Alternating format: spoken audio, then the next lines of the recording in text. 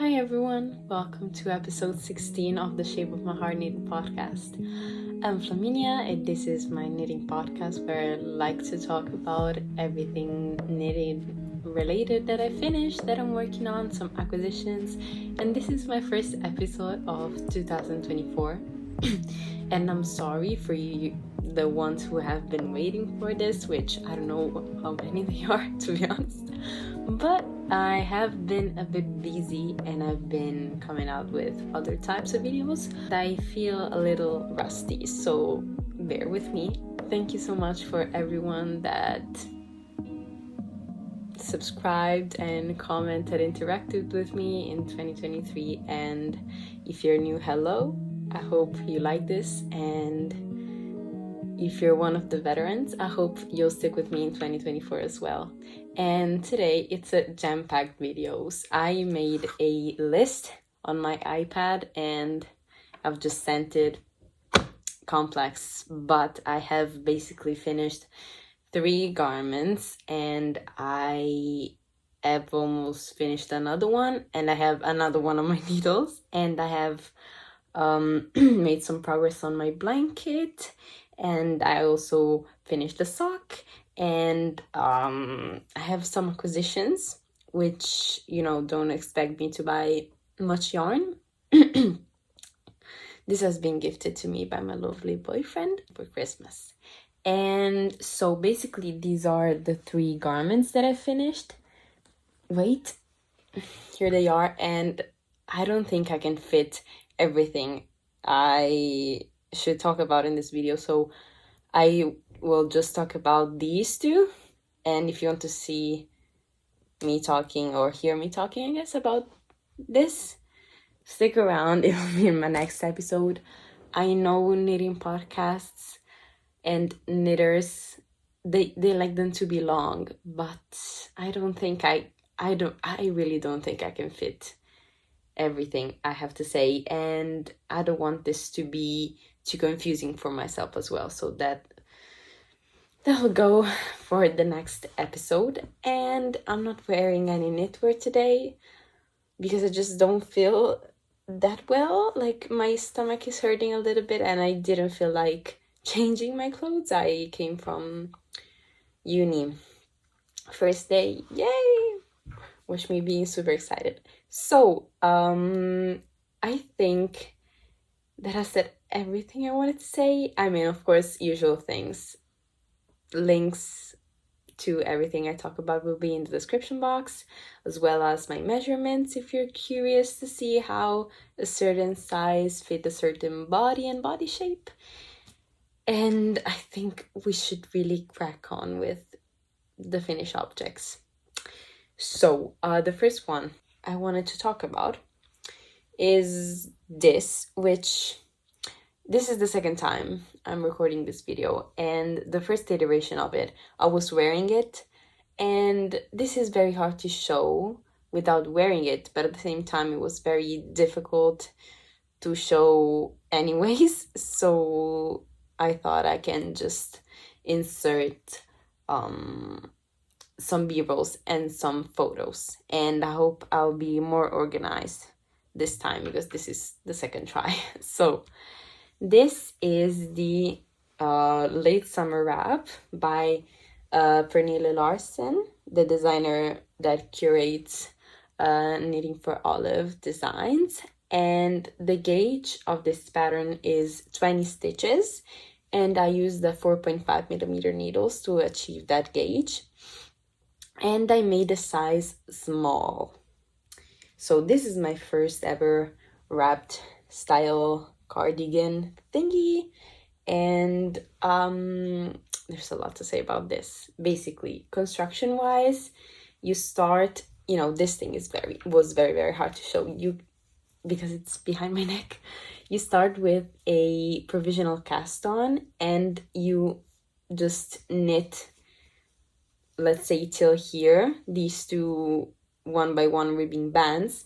Then you pick up stitches on the sides and you start shaping the saddles on the shoulders, and then you just go on with it, shape the sleeve cap, and then do a little bit of raglan over here, split for body, and all of this while you increase for the fronts, and you increase like yeah, your increases get more frequent the more you go on with the pattern, you can see, I think. And then you finish with the body, you keep the body stitches on hold, and you cast on, is this the cast on edge? Am I that lucky? No. Either way, you cast on this very, very long tie and you knit it. And then once you reach this point, you join it to the body, and then you keep knitting while attaching the tie to the body. You keep knitting, and then you keep knitting again, and then you bind off.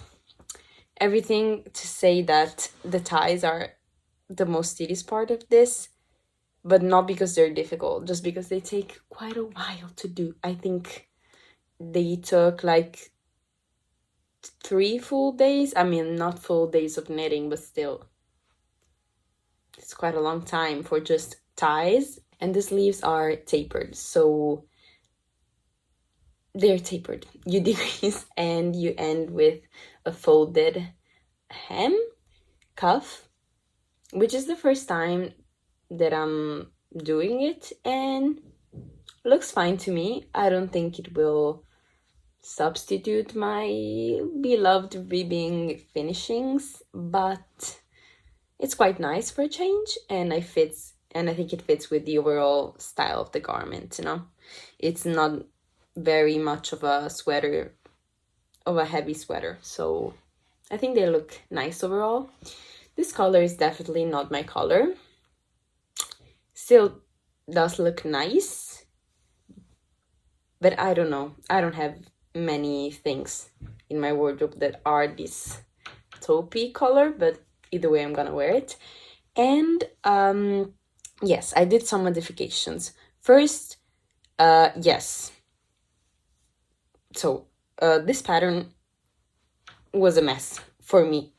And basically, once you cast on, you have stitches on hold and you knit one side. And then when you go about to knit the other side, the instructions, like, they're not symmetrical. Basically, if you knit this in a certain way, let's say there are like 2 stitches or 3 stitches at the border in this part of the band, then in this it was saying like to slip stitches and do weird things, and they were not matching. So I don't know why they voted like that. Like, I don't think I understood things wrong. I also read some other Ravelry projects and they were saying the same thing. So I don't know what was going on there, but I just did the same thing I did for the first part on the second part, and works great for me. And also how attach the ties, I modified that. This pattern kind of has many techniques, which, you know, when you go about to make a pattern, and maybe it's not even that complex, because, you know, this pattern is not the most like complex knit ever. And you go to knit that, and you're like, you have already, like, if you're a little bit more experienced, you already have an idea of maybe which techniques or similar techniques are used to do things. And I don't know, some things were just really confusing. For example, how you attach the ties. Let's see if I can find, yes.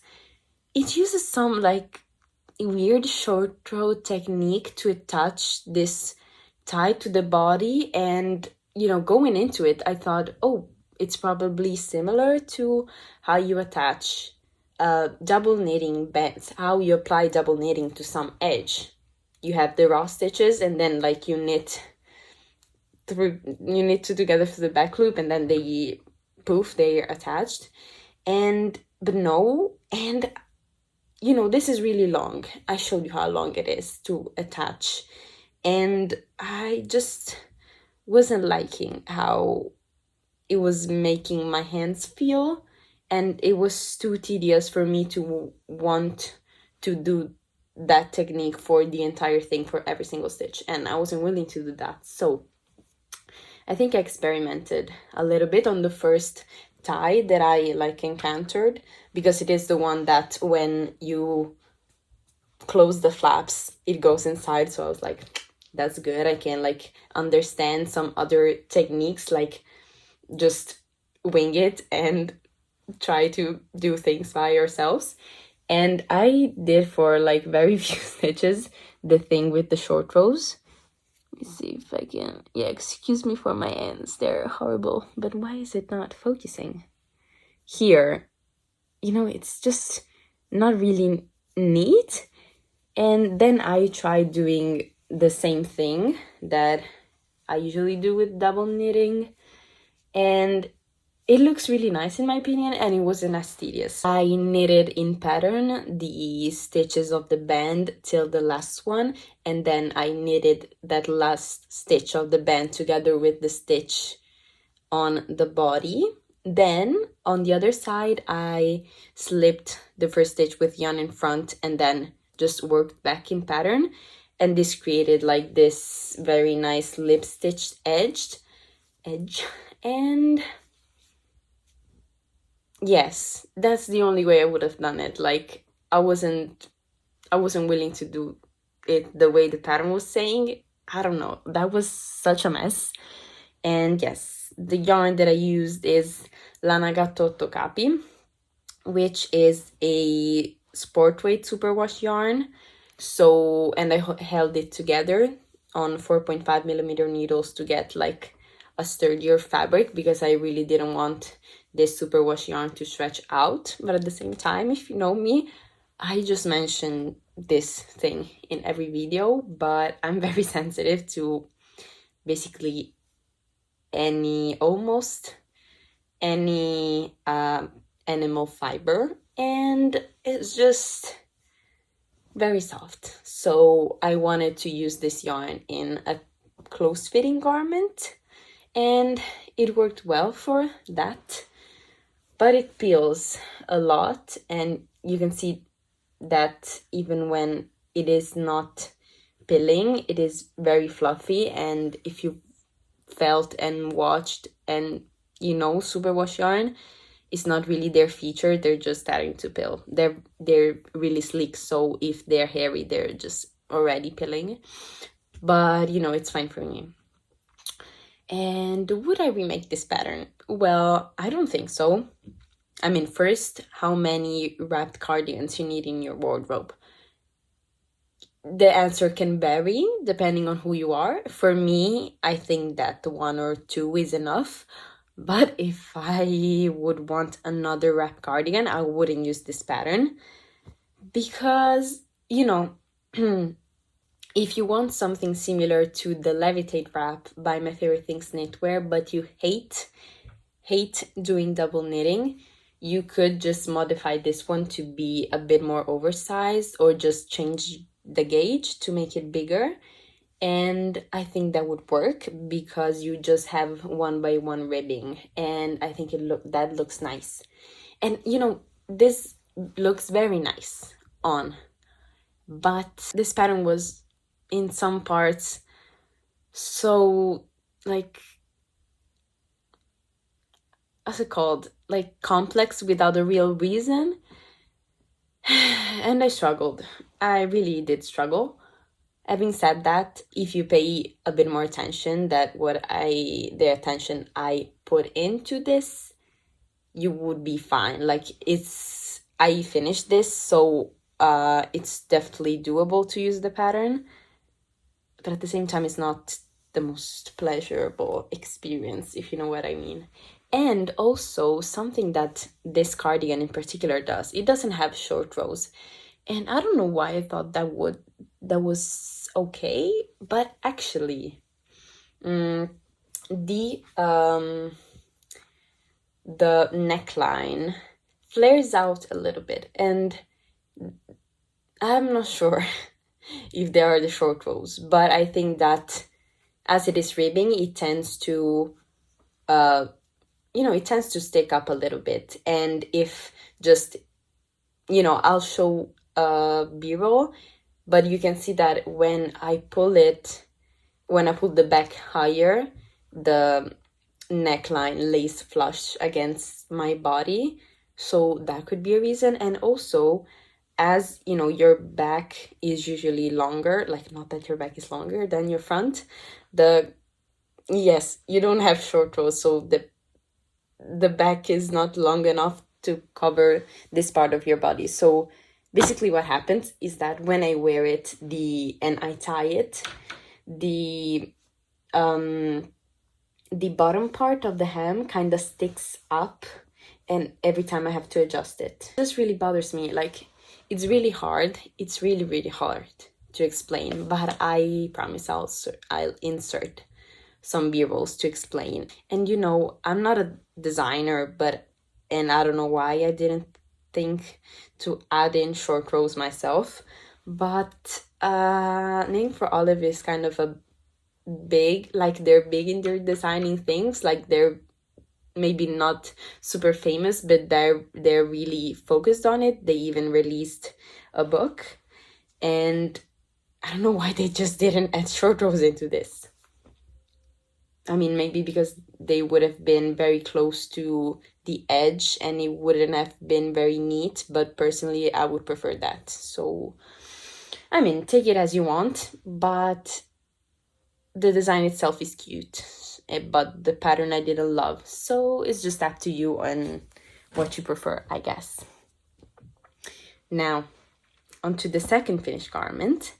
This is the Stripe Hype Sweater by Veronica Lindberg, or also known as Kurobakica.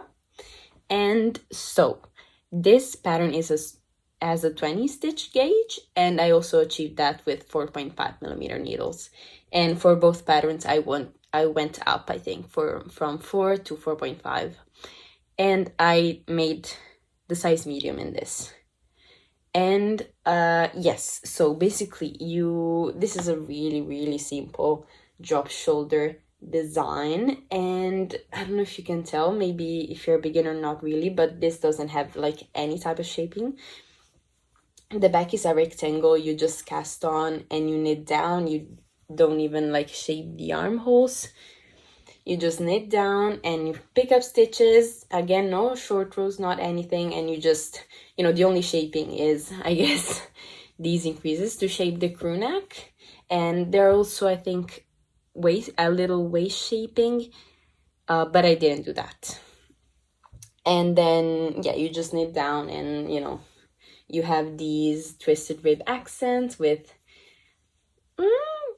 look how lovely it looks with accent bind offs. I don't know why I think that's wrong, but I think that's right. And, you know, pretty obvious. You have 3 stripes in every color, so you have 1 main color and 5 contrast colors, and this was so fun to knit.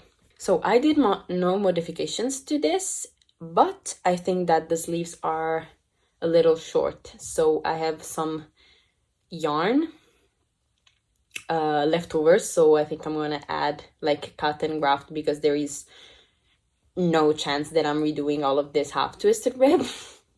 So I'm just going to insert like the needles and cut and graft back together. So yes, but that's maybe because I have long arms, should be like that.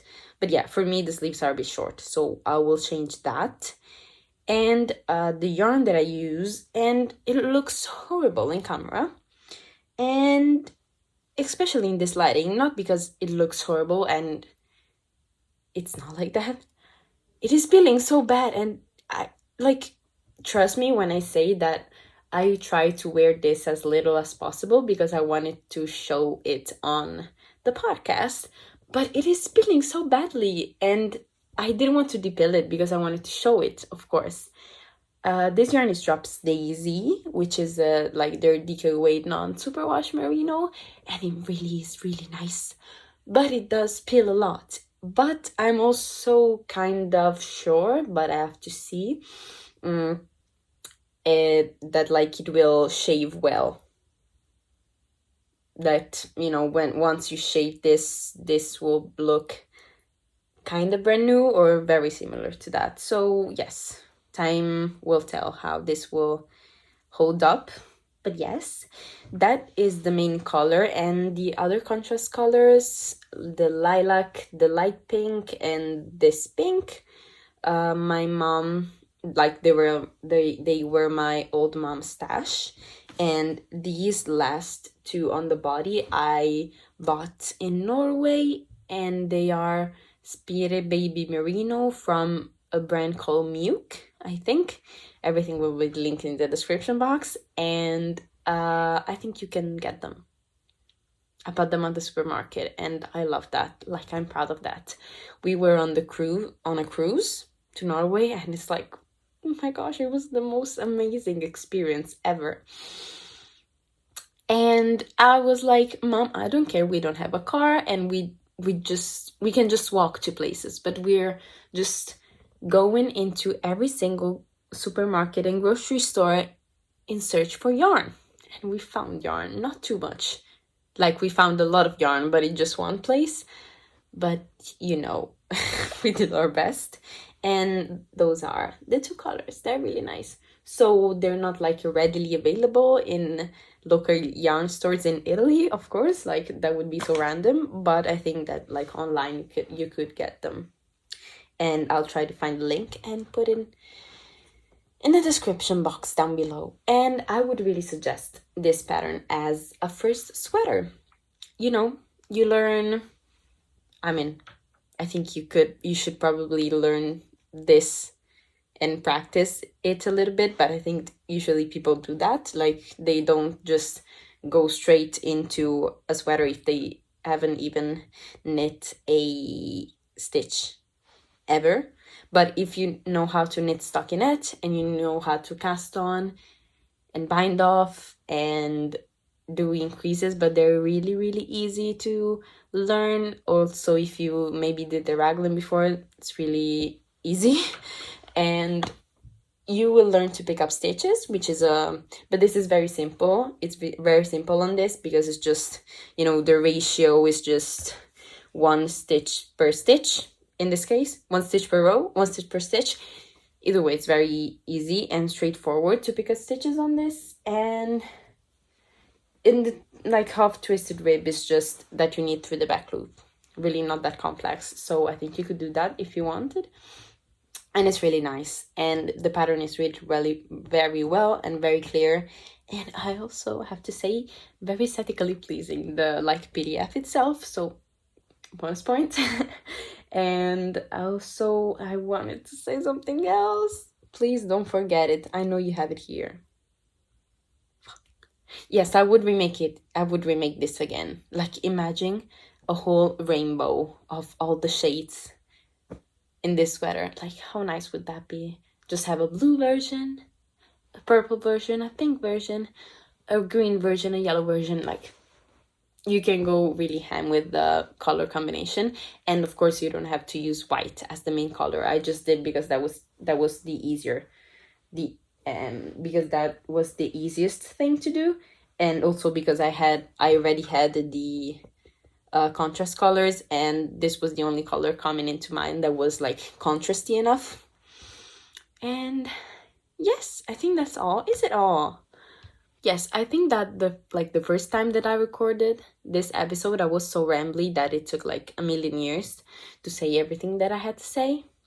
But yeah, if you don't like knitting half twisted rib, I totally understand, and you could just substitute it for just normal ribbing. But I think it looks nice. Like, it is just an easy way to spice up a little bit a very simple design. And I'm really happy with it. And once I longer the sleeves, I think I'll wear it a lot. And yeah, so listen to me. There is a big problem. Like, here in Italy, it's already starting to feel like spring, and I want to cry, but that's a topic for another video. Yes, then let's go to the next finished object. Basically, if you followed me for any length of time, really, you know that I'm not really a sock knitter. The only pairs of socks I knitted for myself, they would just wear a total fail. I don't know why. I just bought like worsted iron weight yarn and knitted it on 2.5 millimeter needles, and you know how matted that is. Like, that is so thick and dense, and I am a tight knitter already, so that's a nightmare. And I don't know why I did that, because that wasn't, you know, so early on that I could just say, oh my gosh, I didn't understand like gauge and stuff. I did, but I don't know why I kept going and thinking that would have been fine. They feel like slippers, but they are shorty socks, so they keep slipping off of my heels, and that is horrible. And yes, like I'll mention, like after I talked about this sock, I'll briefly mention everything that I needed for Christmas, because that's a whole other thing. But you know, I will be brief, but I wanted to mention that because I needed those things, and so that you can understand that even though I didn't show you my knitting, I was knitting. So, but basically, long story short, I knit myself. I mean, I would like to say a pair, but I knitted one a DK weight vanilla sock by the Crazy Sock Lady. And also, if you know me, you know I'm very, very sensitive to mohair. And I just had these like 2 skeins of this mohair leftover, so I was like, I don't want to buy sock yarn because that would be like kind of a great investment. You know, I could just buy really cheap sock yarn, but somehow, you know, the point is that I don't really know what to use this mohair for, so I was like, oh, that could be a good thing. We're using stash yarn and we're not buying new yarn, and we're also using up something that you wouldn't like use up in anything else. And yes, so I paired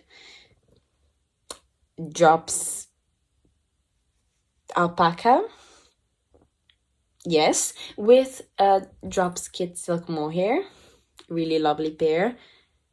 Blue is one of my favorite colors. And basically, why I've never knitted socks? Because let's talk about body image here. Like, it's not really that big of an issue, but not our body image is not that big of an issue. Like, my thing is not like, either way. Basically, one of my biggest insecurities about myself, it's my ankles, because they're really big. Like, they're objectively really big, both my knees and my ankles. But my ankles, like, you actually, I don't care about my knees. Like, they're just knees, you know. Why would you care about your knees being thick? I don't know why, but yes, it's just that I have really extremely thin wrists, but my ankles and my knees are very thick. Either way, I've noticed this because if you don't know, I dance, I do ballet, so you know, there are just a lot of stereotypes on how women's bodies, ballerinas' bodies should look like, with very thin, like, elegant lines. And you know, even when I do like the arabesque thing, I just see, like, I don't know, I really don't like them. And basically, I was scared that knitting myself a pair of socks would make me feel even more insecure. Sock patterns go off of foot measurement, and I know my foot is like a standard size foot, so I was like, okay, I guess I'm like the smallest size. And also the Crazy Sock Lady suggests a little bit of negative ease. So so I just, you know, I was like, maybe I should try and do this and do that and just go up a size. But I was like, I'm not really sure. I've never ever knitted a pair of socks for myself, so I'll just go with it. And if it's wrong, at least I have like something to base, like, as a sample to reference. I don't really know anything about socks. Like, I know the theory, but I've never done one. and basically they were very tight, of course, really hard to pass my instep, and I blocked them really hard. And I have some very lovely footage of the first iteration of this video where I show to you how the socks look and how they were blocked. So that's very that was nice, but I'm not gonna do that in today's video because I'm just wearing my blanket. I'm very cozy and I don't want to do like crazy stretching movements, so I'll just insert a video because I already have it. And that's all of that to say that, to explain why they look like this.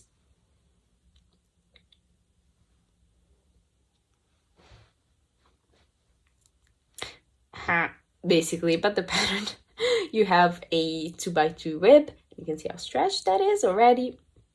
2x2 rib, then you knit the leg, then you have an like slip stitch heel flapping gusset.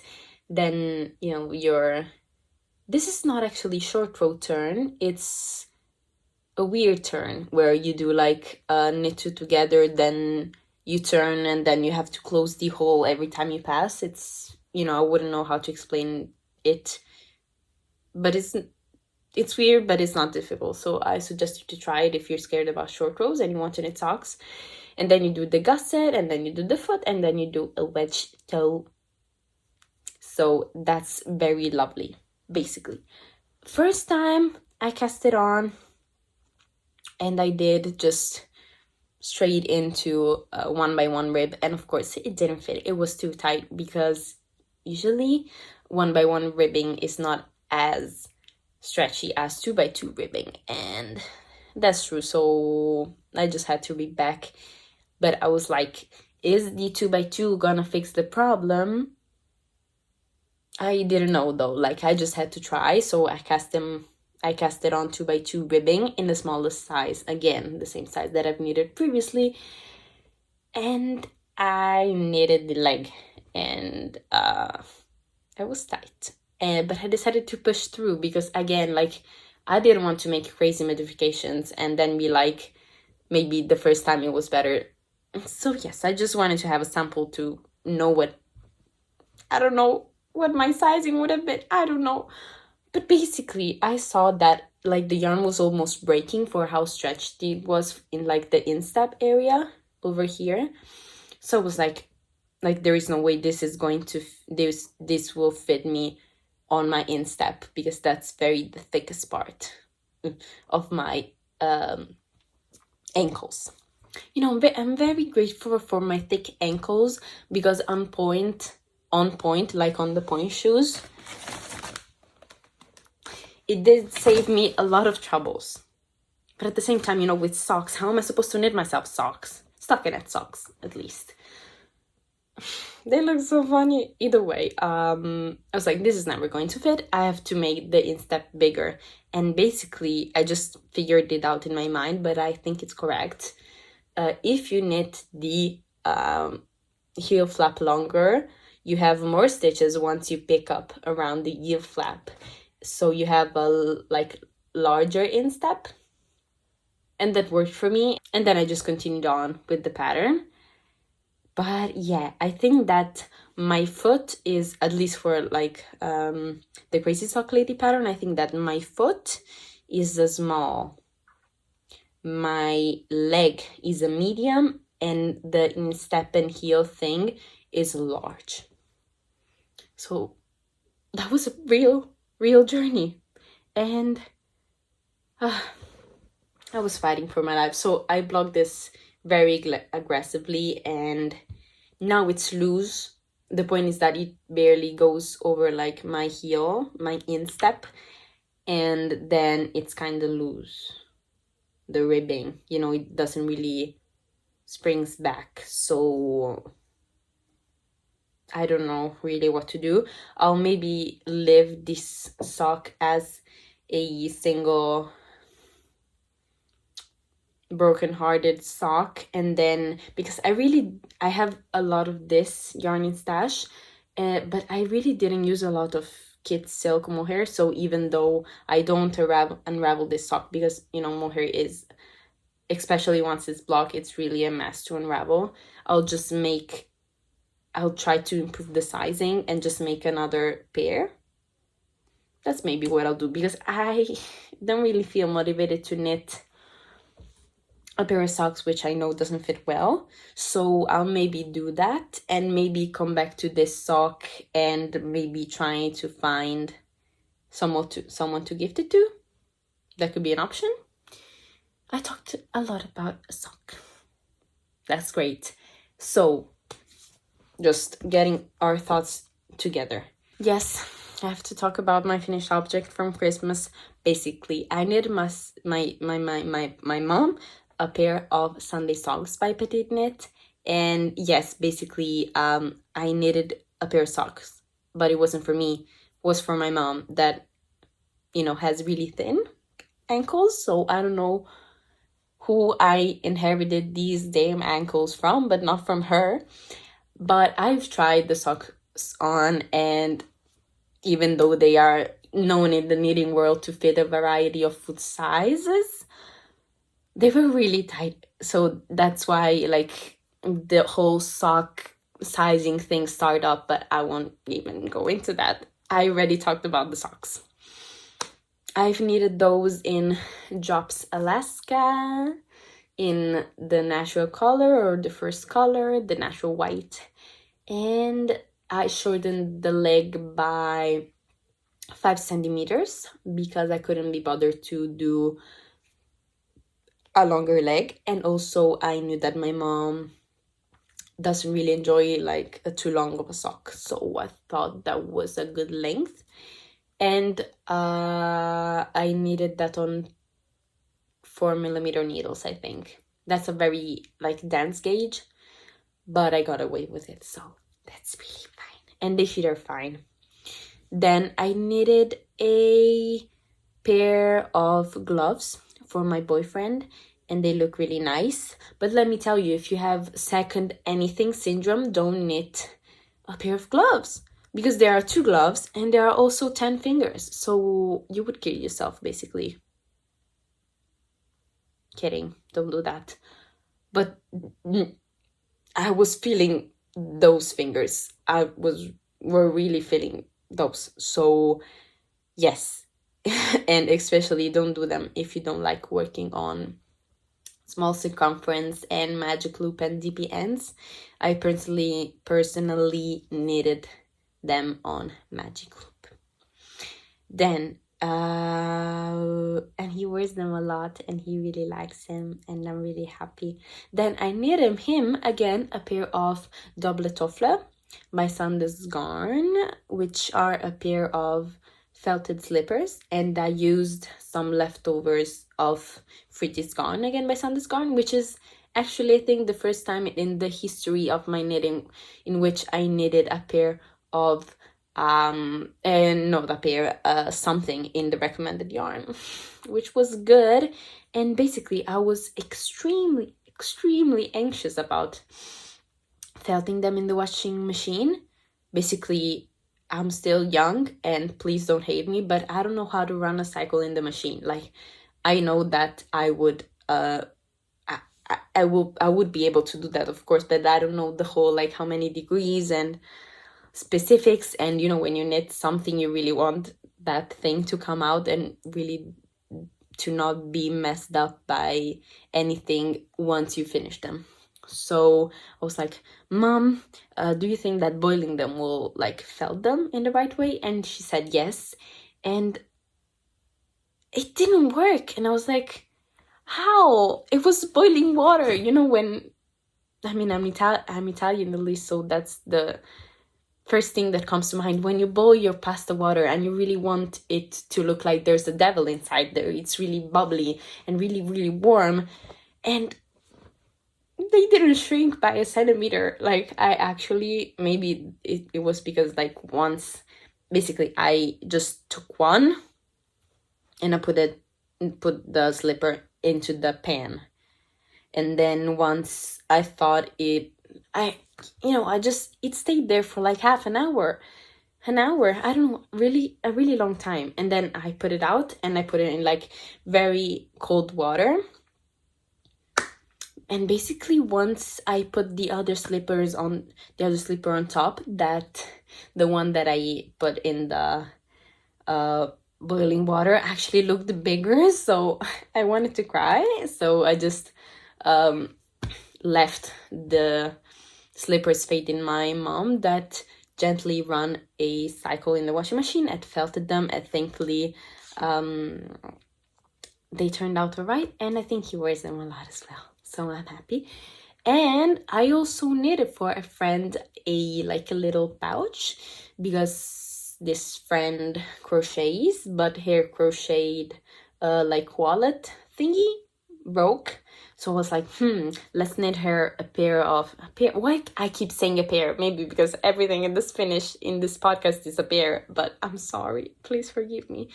This pouch. Yes, I knitted her this pouch, and I even inserted a lining, and I put in a zipper, which was really cool. And I might write up a pattern for that. I think that the thing is holding me back is that I don't have the object with me, so I'm not like, oh my gosh, I have this, and I look at it every day and I'm thinking, oh, I should write the pattern for it. But I made some notes, so that could be doable. I just have to have the mental sanity for that, but the time will come. And I'll put up a picture of it up here, and it looks really pretty. It kind of has cables, and it doesn't kind of have cables, it has cables. And it was kind of tedious at the start, but then it was fine. I hope I rushed through this part enough, because we are 44 minutes in, and let's start talking about the WIPs. Briefly, I started working again on my excavation blanket. If you're new, hi, more than 1 year ago I started an excavation blanket, and I was sure I could finish it in way less time. it is actually taking, but I'm deciding to make it not a square but a rectangle. Basically, in this pattern you start at one corner,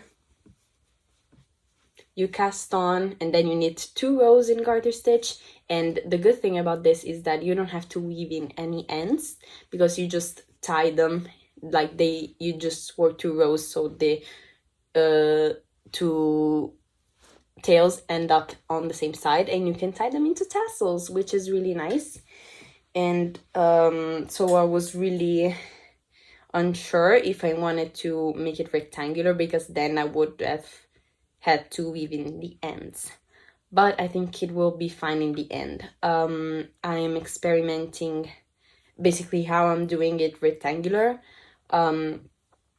I think I'll put more information in my Ravelry about this, and I'll maybe put up like a schematics of it. Basically, the blanket is a square, and you work it on the bias. So you basically do the first triangle and you increase, and then you do the second triangle and you decrease. But once I decided that it was wide enough and I wanted it to be longer but not wider, I just, because you work it this way, I just started decreasing one way and just keep increasing the other way, so the stitch count is the same, and I think it will turn out the right shape if math is mathing, but I think it is. But yeah, I just have to weave in the ends. And I think that someone is doing this. Yes, no, it's different. So basically, Marlene Knits is doing just a garter stitch blanket in stripes, but it's not worked on the bias. It's just, you cast on at the bottom and you work up. And she said she used this to weave in her ends. And it is the weave-in Steven method, where you basically treat your end to weave in as a float in colorwork, and you catch it every single stitch, like every other stitch. Is that how you say it? I think so. and I am experimenting a little bit on how to do it.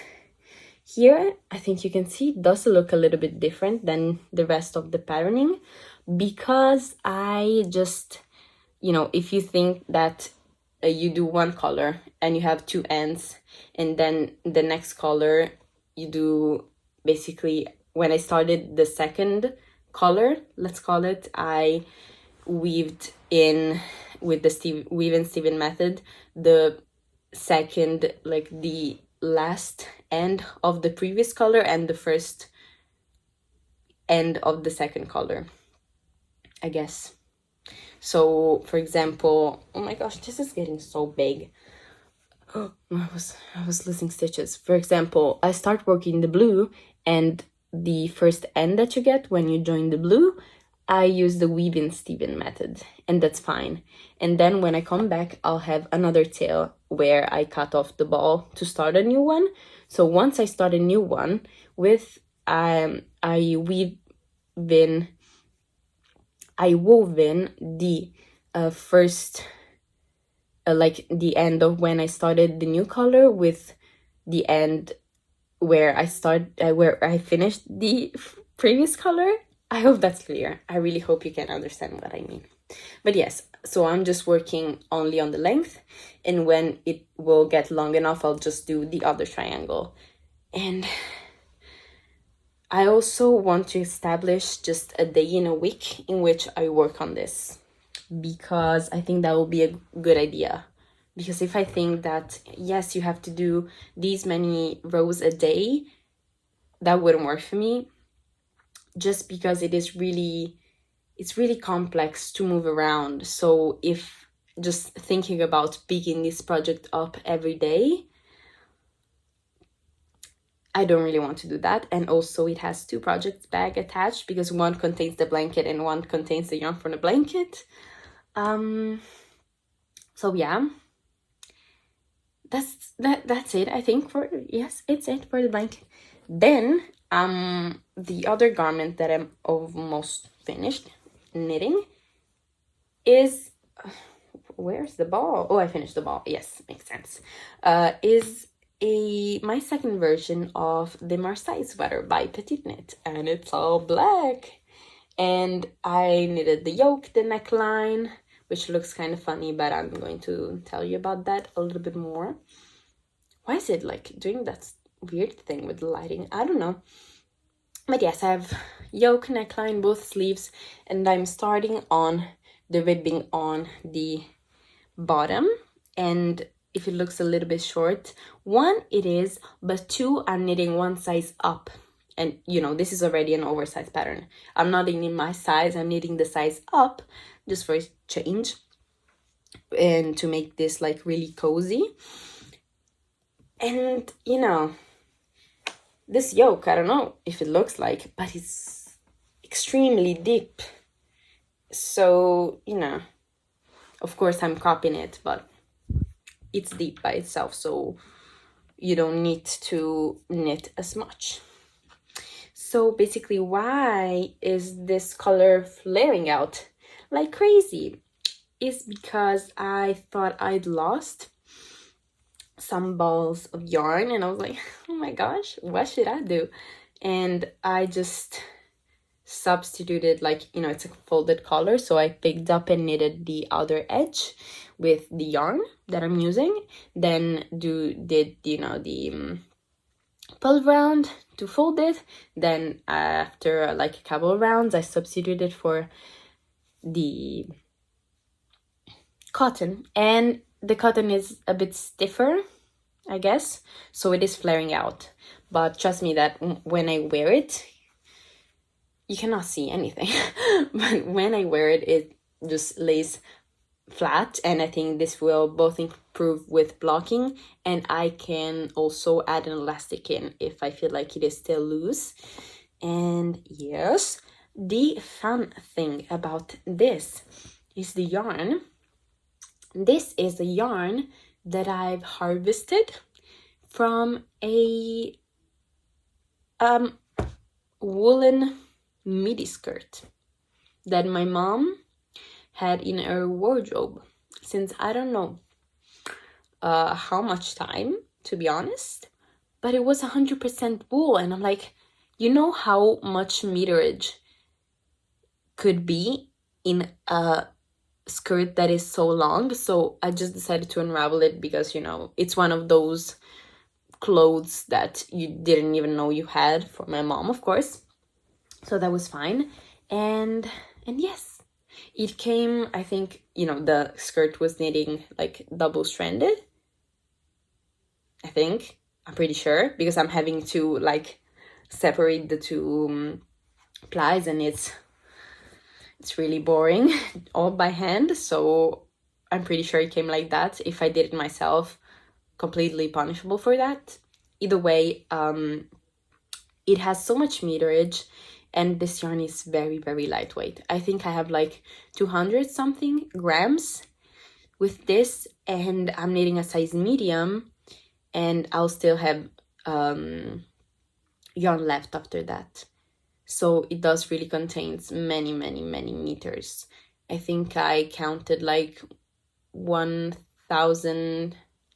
I'll put the number on the screen, but really a lot. So I put it like into my Ravelry stash, and it said it was like a cobweb. Is that the name of it?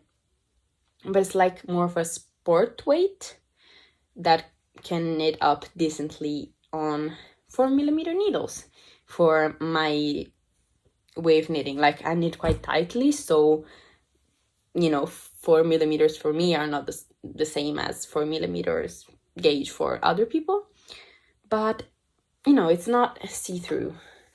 So, I mean, you can see the light through it, but when I have it against my skin, everything is fine. I even tried putting some clothes underneath to test it. And yes, it's so cool that this messes up my lighting completely. Damn. It's so cool that this once was a skirt, and it will be such a lovely sweater for me, and it will get such good use, and I'm so happy. I'm really so happy, because too many good clothing goes to the landfills these days. So yeah. And if you're not familiar with the marseille sweater, I'm sorry, I should have said that I didn't do the pattern calls for casting on with a Judy's Magic cast on at the back, so you can like work the back and with short rows, and then work the fronts with short rows as well, but without picking up stitches. But, you know, I think I like some structure around the shoulder area, because I don't want the whole sweater to droop, and I don't want the stitches on the shoulders to have too much tension on themselves and just get all loose, and then you could actually like see the clothes underneath, and I don't really like that. So I just did a long tail cast on against the back, for the back, what I'm saying, on the back, and then just did short rows as normal. I had to do a little bit of modifications, like for example, when you start working the fronts in the pattern, it says to like slip stitches without working them, to get to the point where you can start working the stitches. So that's a little bit different, but I think like I did the same modification when I did my first one, and I wasn't that experienced with like modifying patterns, so I think that's really easy to modify. And yes, and you also have a like Jorma short rows cap sleeve, and also yes, the cap sleeve, I think it's basically the only reason that it's not the only reason, but one of the reason why it's there. It's to make the stripes of the sleeves align with the stripes on the body, because this is a striped sweater, if you don't know it, and I'm knitting it without stripe. Of course, it's all black. So yes, I cannot wait to wear that. That's really, really exciting. Here I come again. I had to take a little 5-minute break because brain wasn't braining anymore. And also I had to take my next WIP from underneath the massive pile of knits. And of course, everything fell on the ground. Either way, guys, this is a masterpiece. After I've knitted the Lana vest this summer, I mean, I've started in the summer, I finished it in the fall. So this last year, I guess, let's say, I've really been craving so many cables. And which pattern is more perfect than this for like heavy cabling, or at least not that much cabling but looking very complex?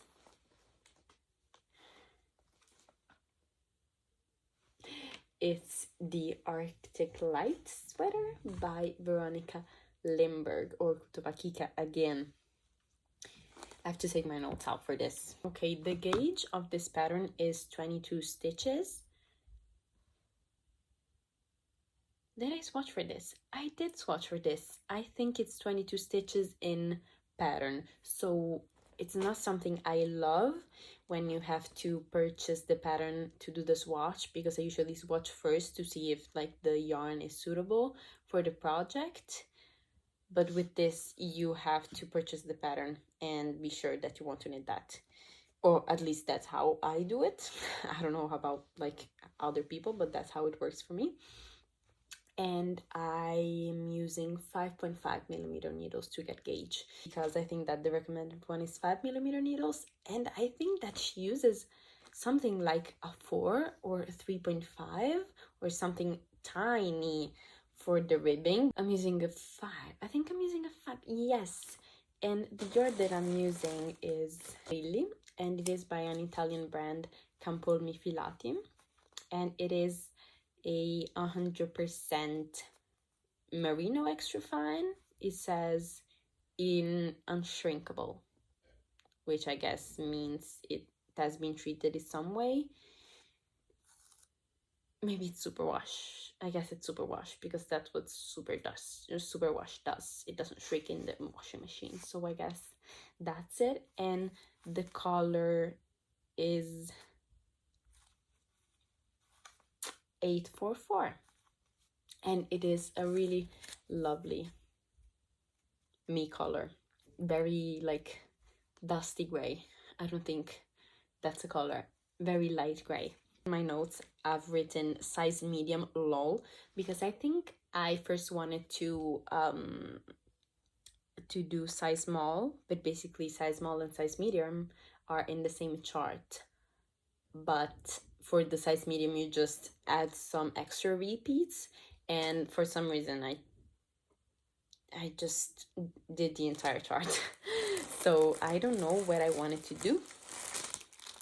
Turns out I'm knitting a size medium. And yes, this raglan, it's a raglan construction. First of all, you cast on here and you knit the collar, which the pattern suggests to just sew it on afterwards, but I knitted the collar down because I was pretty sure that I just wanted it to be a crew neck. You know, it's nice to have the option to like leave it long, but for me, I just knitted it down because that's the way I prefer doing collars, folded collars at least. And it just is a raglan, and this doesn't contain short rows. And you know, I'm not an advanced designer again, so I don't like, I've tried inserting short rows, but it's really, really complex, and I cannot imagine like ranking, what's it called? Grading it for different sizes. Just complex. So I just decided to go with it. And it doesn't, maybe it's because I just have the yoke and I don't have the entire sweater pulling the with its weight the collar down, but it's not sitting as horribly as I thought. But you know, I'll say that once I finish the garment and actually wore it. But you know, it's not horrible, which is good. And so you have all of these like beautiful texture. You have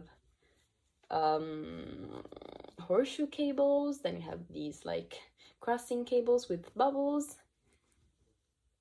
And I think that I've seen, yes, a girl that follows me on Instagram sent me a picture of hers, and she omitted the bubbles. If you don't like bubbles, I don't know if I like bubbles, but I decided to give them a try. And it looked really nice even without the bubbles. If you're just unsure about them, it's just really nice without it. And then you have this lattice stitch, I hope it's called, and then this braid in the middle. Then you have this like yarn over faux cables on the raglan lines, and this is one of my favorite cables in all of this, even if it's very tedious to do. It's just the half twisted rib cables, and does look really nice. And again, you have a really nice and chunky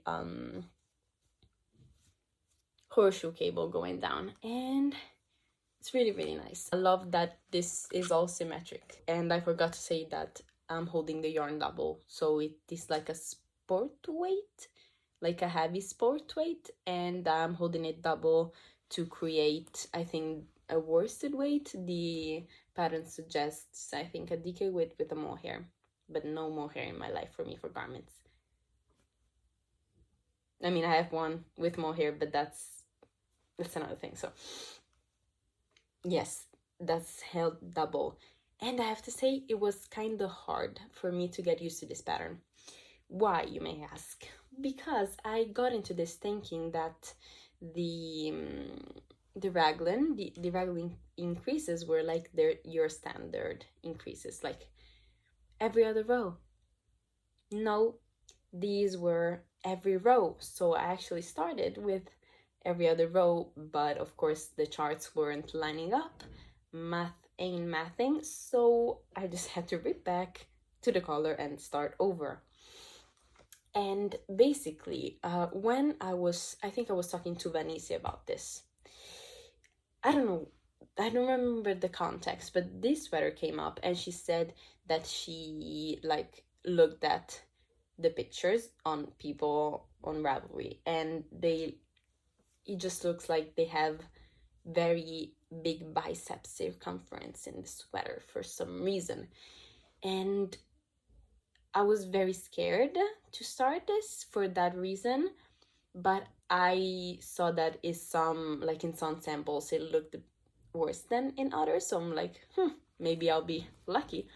But I'm like looking at the charts, what, if the yoke depth is the same of a sweater which increases on the raglan on every other row, but you're increasing on every row, like you'll have an immense amount of stitches because you're increasing double the speed, I guess. And so I was like, how does that work? But I looked more closely to the charts, and basically you increase every row once you reach a certain number of stitches, and then you just knit straight. So once you finish increasing along the raglan, you're not yet to the point where you split for sleeves, because that would be too short, of course. So I was like, why does she do that? Like, why bothering doing all of that? I think that it's kind of clever, actually, because if you have a lot of texture over here and you want to have it like pretty prominent, if you knit your increases every other row, your raglan lines are steeper. I don't know how to explain that. I struggle so badly on the first try, and I still don't know how to explain it. But basically, you want to have, like with this method, you get a lot of stitches sooner, so you can start your cable sooner. Maybe this cable would have started maybe here if I increased more slowly. I hope you get what I mean. Basically, you get a lot of stitches so you can start your texture sooner, which is true also for the sleeves, and I think it looks really nice, to be fair. But I was like, maybe it's the fact that it increases a lot and then it stops completely that is causing the bunching. and I wasn't sure if that was going to fix the problem. And I don't know if it fixed the problem, but I wanted to see like how different it would be. So once I like increase all of the stitches for the cable motifs, you reach these Irish moss stitch sections, and then I was like, it doesn't really, people don't really care. You don't really care if you don't increase as much in your double moss stitch, you know, it's just a side thing, nobody's looking at it.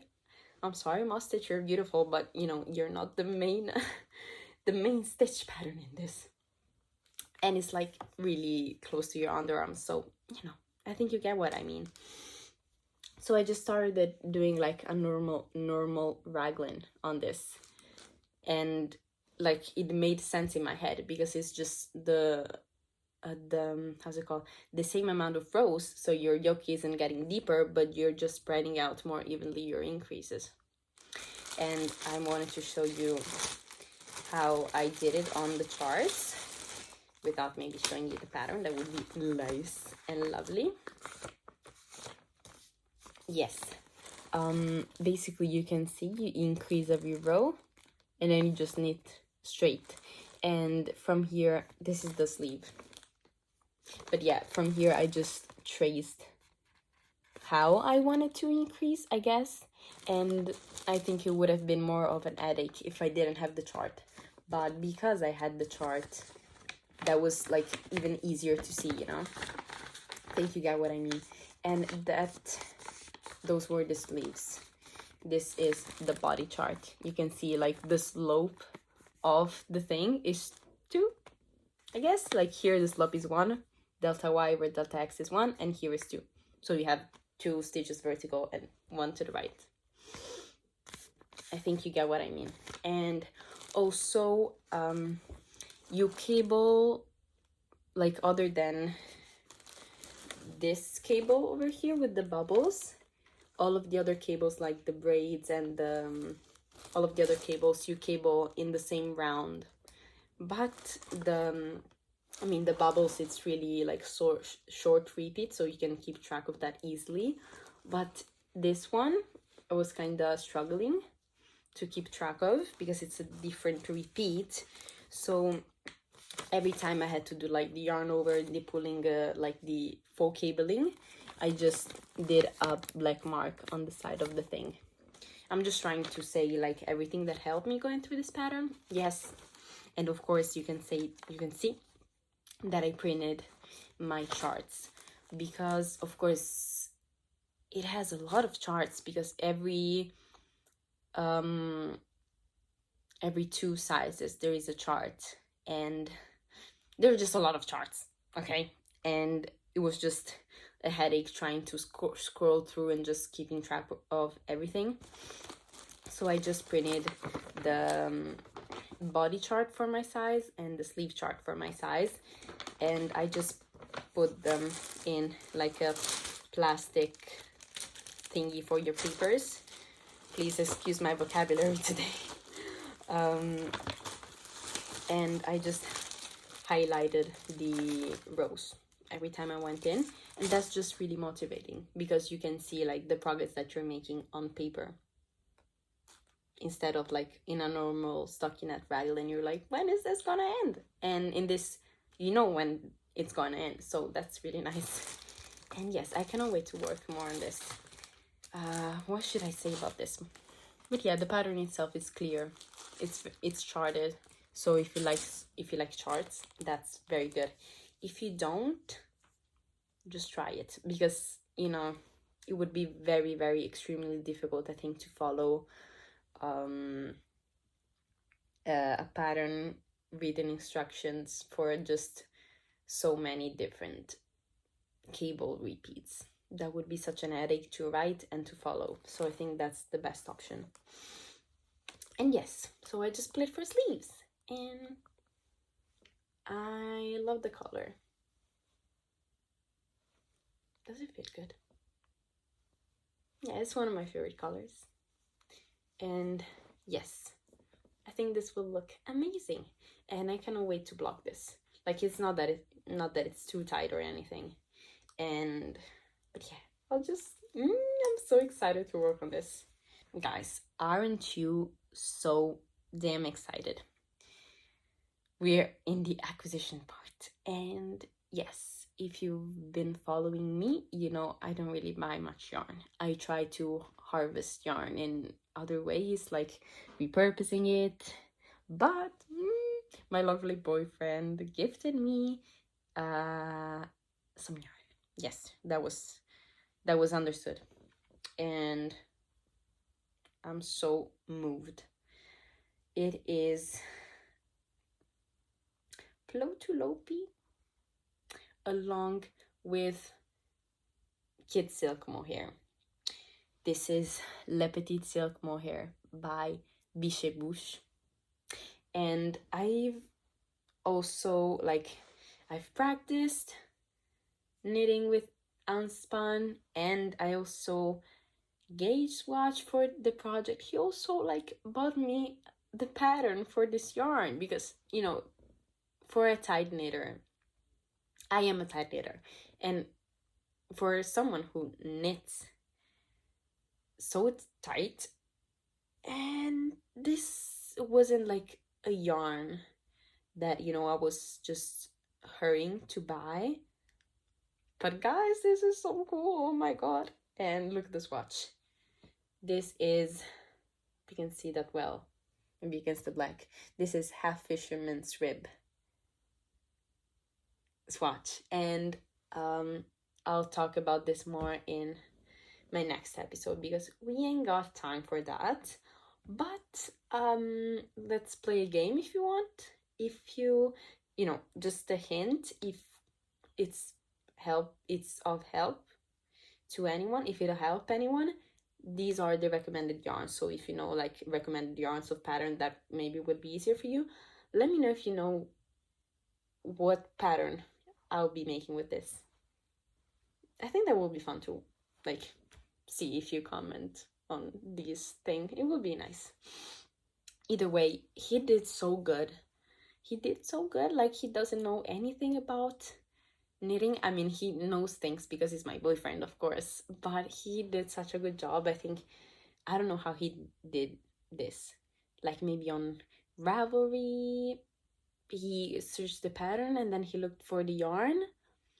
I have absolutely no idea, absolutely no idea. And then he bought me the yarn, and this mohair with this wool, it's also quite a good color match because this has quite a lot of lighter headerings, so I think it matches quite well. And yes, I can't wait to share more about this. And I think I want to share as the last thing, please stay with me, some plans on what I want to cast on next, because the black marseille sweater I'll finish soon, so then I have my textured thingy, but I also have been exacted in a test knit, and it is a stockinette garment, so I'll finish this marseille sweater, which is my stockinette garment, and then I have my cabley garment, and I'll be missing a stockinette garment again, but I have that test knit coming. So once I finish the the Arctic sweater, I'll maybe start on this. But before that, and in the meantime, just not to go super crazy with the sweater whips,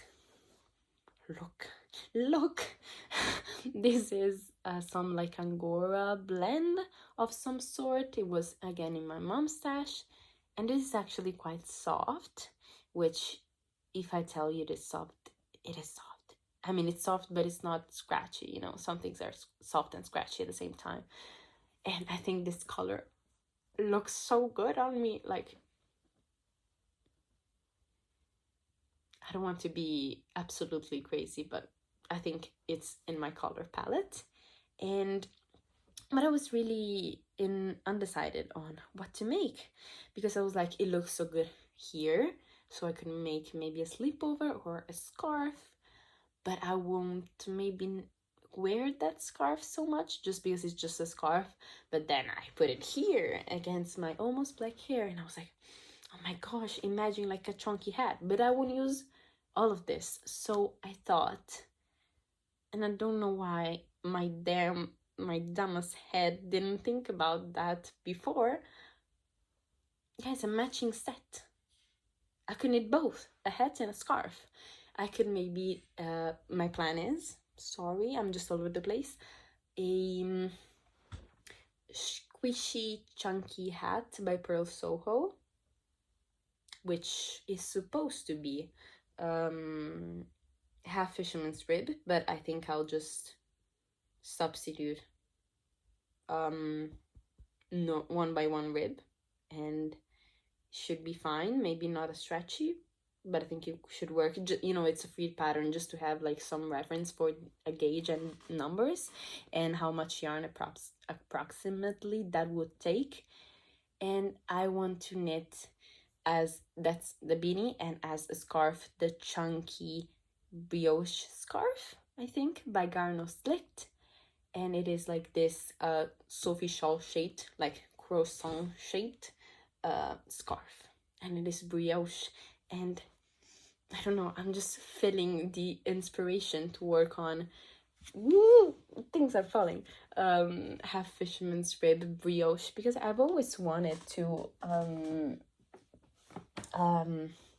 try them, but I was kind of hesitant because I was like, maybe it doesn't fit my knitting style. And you may be like, what the heck does that mean? And you would be right, but in my mind it means that, you know, when you knit really tightly, doing like dip stitches, when you have to pull long loops, like it's harder because you're pulling on the yarn more. So I don't know, I don't know, but I hope you get what I mean. But wouldn't that be amazing? And also, like, people are going hand with knitting winter accessories. And like Venetia, I think just her, no, Venetia and Bubbles and Berries are running a knit along for a winter set of winter accessories, and that would be perfect. And Knits, Amy, she just announced a collaboration with Originally Lovely to knit, like it is a fluffy scarf cowl. Yes, cowl. That would be amazing. That would be so amazing. So yes, I think that's it. Oh my gosh, I'm so exhausted. Yes, I'm sorry, I didn't like apologize, but we don't have natural lighting today because, you know, I started uni again. So when time came to come home, it was already getting darker, and the first iteration of this video basically failed so badly because it was just so dark at the end, and I was so bothered by it that, you know, it was super bright at the start and that was super dark at the end, and I was like, I don't want to edit all of that out. Ugh, I don't want to mess around with that, so just film a video with constant lighting, and that would be easier for you mentally. It's 12:52. Did I say 20? Oh my gosh, I'm sorry. It's 10. It's not 10. It's 20:52, which means it's 8:52 in the afternoon or in the evening, I guess. And yes, of course, we don't have natural lighting. It's winter, and I guess that's what electricity is for. So I have my lovely, lovely desk lamp just blinding my eyes right now. Guys, I hope I wasn't too like unbearable today. I don't know. Sometimes I feel like my personality is too much for a knitting podcast. You know, I've been struggling a little bit with like comparing myself to other creators on the internet. And I know that's bad, but sometimes you just get into it. And I was thinking, maybe it's just my personality. Maybe people just want chill people for the like their knitting podcast. And I want to be, and I try to be, but I'm not. So, you know, just this is just how I am, and I hope you'll accept me for it. I really hope you enjoyed this video. And if you want to interact with me in the comments, I'd love that, like sharing your ideas on what pattern this is, or what you're doing while you're watching the podcast, or other things. You people are just genius. I've had some comments in my last video, which was everything I knit in 2023. Somewhere like, mind-blowing, you're so clever, so give me your knowledge. And I had to say something else. And yes, if you want to watch it, it's like my last video. And I also wanted to do a life update section. And I'm glad if you stayed till this point. But I cannot do it. I'm super tired. I've been talking for a long time. And I think I'll save that for the next episode. Even though I'll be talking about like New Year's Eve. I'm sorry. I'm just very late. And yes, this is the first episode of 2024 and it's February. So we just have to keep up with things. I want to make a video planning for my 2024 makes, and I'm already starting on my like aims and goals, but I haven't talked about them. So we have a lot to do, and I hope you bear with me and you stay with me, so we can all have fun together. So yes, thank you so much for watching. I hope this video was better than the last one, and I really hope you enjoyed. And in the meantime, I wish you health and happy knitting and happiness in every part of your life, not just knitting. And yes, I just really hope you're doing well, because you're all amazing people. And yes, this in the meantime, and I hope I'll see you in the next video.